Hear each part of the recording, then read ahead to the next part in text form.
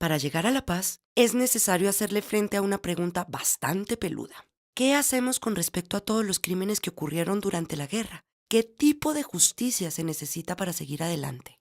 Y ahí es cuando algunos hablan de impunidad. Se rumora que este proceso no va a castigar a los criminales, que simplemente vamos a olvidar todo lo que pasó y haremos como si nada. El problema es que, según los rumores, la paz sin impunidad significa meter a la cárcel a todo el que haya cometido crímenes, y estos rumores son bastante simplistas. Primero, porque no es cierto que no vaya a haber cárcel, pues de hecho se contemplan casos en los que habría penas entre 15 y 20 años, aunque también es cierto que en otros casos habrá amnistías. Pero segundo, y más importante, la idea de la impunidad es simplista porque la justicia que se definió en el acuerdo es mucho más provechosa que la cárcel o que el mero borrón y cuenta nueva. El acuerdo trata de entender la justicia no como un castigo a los malos, sino como una oportunidad para reconstruir la verdadera historia del conflicto y más aún para reparar a las víctimas. Lo que está en juego aquí es un cambio de paradigma. Es la diferencia entre un modelo de justicia punitivo, algo peligrosamente cercano a la venganza, y otro que busca la reparación de las víctimas y la reconciliación del país.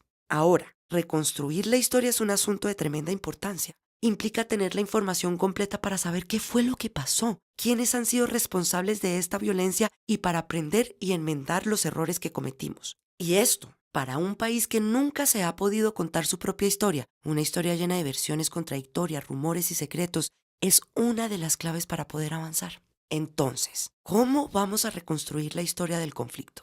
El acuerdo de paz en este punto es realmente estratégico. Y recordemos que se trata de una negociación. Sería ingenuo esperar que una de las partes accediera a entregar las armas y meterse a la cárcel sin más. Para poder conocer lo que pasó y que además se haga justicia y que todo esto cuadre dentro del marco de una negociación, la idea es que todos los que participaron, de forma directa o indirecta, reciban una serie de incentivos para que revelen la verdad. Y con participantes nos referimos a guerrilleros, militares, paramilitares, agentes del Estado, financiadores y a los que dieron apoyo político. Todo este proceso será cobijado por un nuevo marco legal conocido como la Jurisdicción Especial para la Paz. En ella se propone estudiar caso por caso para determinar quiénes pueden acceder o no a las amnistías. Si el caso es amnistiable, la persona juzgada debe reconocer su responsabilidad y contar toda la verdad para conocer los detalles del delito y a los responsables. Y el tema de la verdad es fundamental. Si ayuda con esto, su pena sería trabajar entre 5 y 8 años bajo la vigilancia del Estado para las comunidades afectadas u otras obras sociales. Si no lo hace, entonces iría a prisión.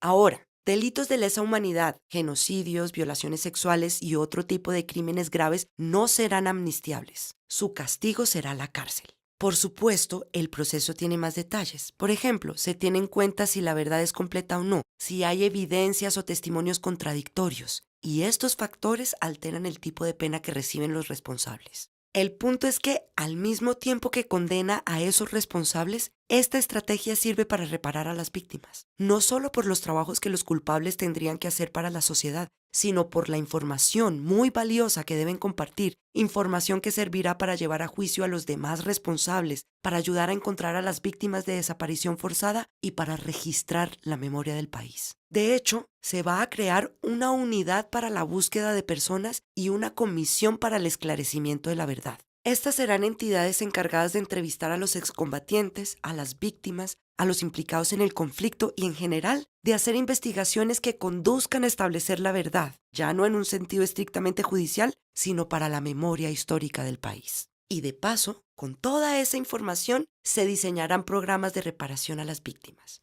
¿Y qué quiere decir eso? En últimas, el gran objetivo es reconstruir el tejido social. O sea, encontrar la manera de que las comunidades, los territorios, las organizaciones y los individuos que fueron afectados por el conflicto recuperen sus derechos y su forma de vida. En términos de acciones, esto implica indemnizar a las víctimas, restituir tierras, recuperar prácticas sociales, promover pactos de perdón y convivencia, ofrecer seguridad y, ante todo, garantizar que estos crímenes no se vayan a repetir. Y claro está, la no repetición va más allá de las víctimas. El gran propósito del acuerdo es lograr una paz duradera para toda Colombia. Y esto solo es posible si se generan los mecanismos pertinentes para la reconciliación y la convivencia, si se conoce el contexto histórico que dio origen al conflicto y los factores responsables de que fuera tan cruel y extenso.